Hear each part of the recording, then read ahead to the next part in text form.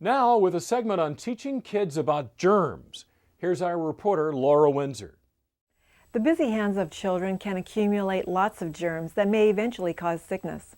Michelle-Lubahn of Children's Hospital of Orange County has some helpful tips for you to teach your children about germs. Parents need to start talking early to their children about germs and just basic hand hygiene.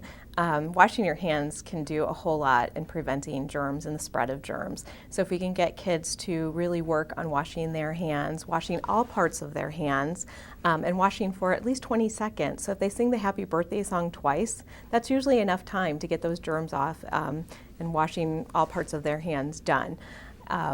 They can also use hand sanitizers. Those are very good in keeping germs at bay. They also need to learn to keep their fingers out of their nose, not to sneeze into their hands and then touch something or touch someone else. We teach them to sneeze into their sleeve or cough into their sleeve. That way germs are kept off of their hands and they don't share them with one another. In addition to washing your hands, which is obviously something that we can do everywhere and something that's really important, especially after they go to the bathroom, before they eat, anytime they touch pets, or if they sneeze or cough into their hands, they need to wash them, and they've got to get into the habit of that. Other ways that we teach them to prevent germs and getting sick is to make sure that they keep their bodies clean, taking a bath or shower, keeping their clothes clean, brushing their teeth. Those are all things that they can do to continue keeping germs at bay.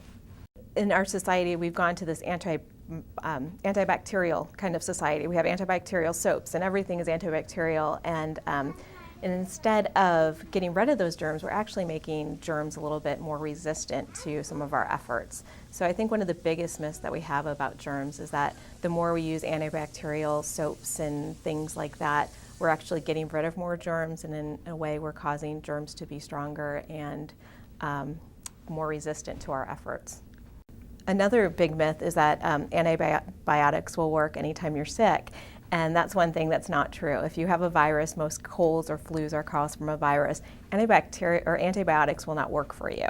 So parents will go into a doctor's office, their child is, sick, not feeling well, grumpy, and they want to do whatever they can to make the child better, and so they almost demand antibiotics, when in fact those won't work. And if we continue to abuse antibiotics the way that we have, we're going to see more and more superbugs out there that are going to be resistant to our efforts. MRSA is methicillin-resistant Staphylococcus aureus, and it is a staph infection that has grown resistant to certain antibiotics. And it becomes harder and harder to treat. A few years ago, we only saw MRSA in hospital settings. Now we're seeing more community-acquired MRSA. Where we see it in school settings or when we've seen it passed on, it's usually because of sports equipment or towels that are used in locker rooms. It has to be skin-to-skin contact. So we've seen more schools that close and get all sorts of disinfecting and cleaning, and you need to check with your local health or public health agency to see if that's actually necessary, because it is a skin-to-skin contact. Hand washing works. I mean, that's the one thing that we know is going to help us decrease the amount of germs that we spread. In the hospitals, in the community, anywhere you go, keeping your hands clean is going to cut down on the amount of germs that you see are transmitted from person to person. Teaching your children to wash their hands regularly is the best prevention against spreading germs, and it keeps them healthy too. I'm Laura Windsor for the American Health Journal.